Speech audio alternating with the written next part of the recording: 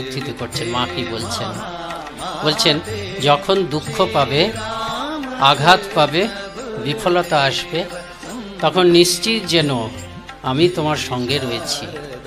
ভয় পেও না, হতাশ হও না বাবা, আমি থাকতে তোমাদের ভয় কি?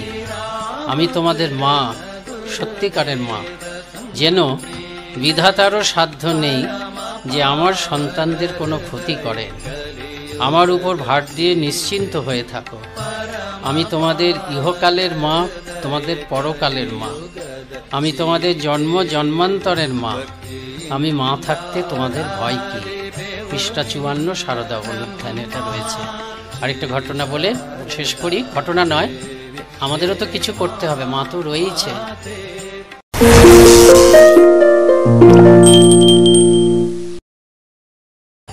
শরৎ যেমন ছেলে, আমজাদও তেমন ছেলে। মায়ের স্নেহ আছে। ওই শারদানন্দজিকে যেমন ভালোবাসতেন, আমাদেরও প্রত্যেককে একই রকম ভালোবাসেন। কিন্তু আমজাদ কিন্তু ডাকাত রূপেই দেহত্যাগ করেছেন। আমজাদের কোনো উন্নতি হয়নি, মায়ের স্নেহ পেয়েছে। কাজে নিজের দিক থেকে চেষ্টা না থাকলে, নিজেরাও যদি মায়ের জীবন অনুসরণ করে একটু এগোতে না করি, তাহলে কিন্তু যেমন আছি তেমনই থাকবো। কাজেই সব কিছু বইয়ের মধ্যেই আছে। একটা ঘটনা বলে শেষ করি। এটা নিখিলানন্দজি মহারাজের একটা ইংরেজি মায়ের জীবনী আছে। সেখানে মা বলছেন, মানে মা কীরকমভাবে বাচ্চাদের সঙ্গে মা খুব ভালো, মানে লেখকরা বলছেন যে যখন বাচ্চাদের সঙ্গে মা ব্যবহার করতেন, সেখানে মায়ের মহিমা, মায়ের সৌন্দর্য যেন সব থেকে প্রকাশ পেত। সব বড় বড় লোকেরা বাচ্চাদের ভালোবাসে। তা কলকাতাতে মা আছেন, একটা ছোট মেয়ে মায়ের কাছে খুব আসতো। মেয়েটা খুব দুষ্টু এবং মা তাকে খুব ভালোবাসতেন, খুব মিষ্টি টিষ্টি দিতেন। তারপরে মা কলকাতাতে চলে আসছেন, কলকাতা থেকে এখানে চলে আসছেন। তখন মেয়েটিকে জিজ্ঞেস করছেন, তুমি আমাকে কেমন খুব ভালোবাসো? মেয়েটি বলছে, হ্যাঁ আমি তোমাকে খুব ভালোবাসি। কত ভালোবাসো? সে আগে ছোট্ট হাত দুটো এরকমভাবে দেখাচ্ছে, এতটা ভালোবাসি। তারপরে বলছেন যে আমি যে কলকাতায় চলে যাব এখান থেকে, তখনও কি তুমি আমাকে একই রকম ভালোবাসো? বলে, হ্যাঁ আমি তোমাকে ওই রকমই ভালোবাসবো। তখন মা বলছেন, বাচ্চাদের সঙ্গে ঠিক কীভাবে কথা বলতে হয় দেখুন। বলে, তুমি আমাকে একই রকম ভালোবাসবে? আমি কি করে বুঝবো যে আমি দেশে চলে গেলেও তুমি একই রকম ভালোবাসবে? এবং বাচ্চাটিও বুদ্ধিমতী, তো জিজ্ঞেস বলছে, তুমি বলো আমি কি করলে তুমি বুঝবে যে তুমি দেশে চলে গেলেও আমি তোমাকে একই রকম ভালোবাসছি? তখন মা বললেন যে সবাইকে সমানভাবে ভালোবাসবে।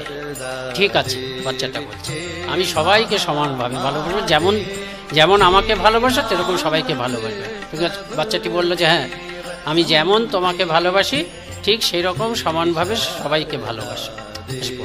তখন মা বলছেন, তুমি কি করে বুঝবে যে তুমি সবাইকে সমান ভালোবাসছো? বাচ্চাটি জিজ্ঞেস করে, তুমি আমাকে বলে দাও আমি কি করলে সবাইকে সমান ভালোবাসা যাবে? তখন মা সুন্দর ব্যাখ্যা দিলেন, তুমি সবাইকে ভালোবাসবে কিন্তু কারো কাছে প্রতিদানে কিছু চাইবে না। তুমি যদি প্রতিদানে কিছু চাও, তবে সকলের তো সামর্থ্য সমান নয়, কেউ বেশি দেবে কেউ কম দেবে, সবাই সমান প্রতিদান দিতে পারবে না। তখন কি হবে? তখন তো আর তুমি সবাইকে সমান ভালোবাসতে পারবে না। কাজেই সবাইকে সমান ভালোবাসতে গেলে তুমি কারোর কাছে প্রতিদানে কিছু চাইবে না। তা বাচ্চাটাও সেটাই স্বীকার করল। এবং ওই নিখিলানন্দজি লিখছেন, সেই বাচ্চাটি তো আমাদের ভক্ত পরিবারের। পরে দেখা গেছে সেও তো বড় হয়েছে, খুব আদর্শ স্থানীয় একটি নারী হয়েছিল সে পরিবারে, একেবারে সব সময় সবাইকে ভালোবাসছে। কাজেই এইটুকু আমরা করতে পারি। সবাইকে নমস্কার জানাচ্ছি, শ্রী শ্রী মাকে প্রণাম জানাচ্ছি।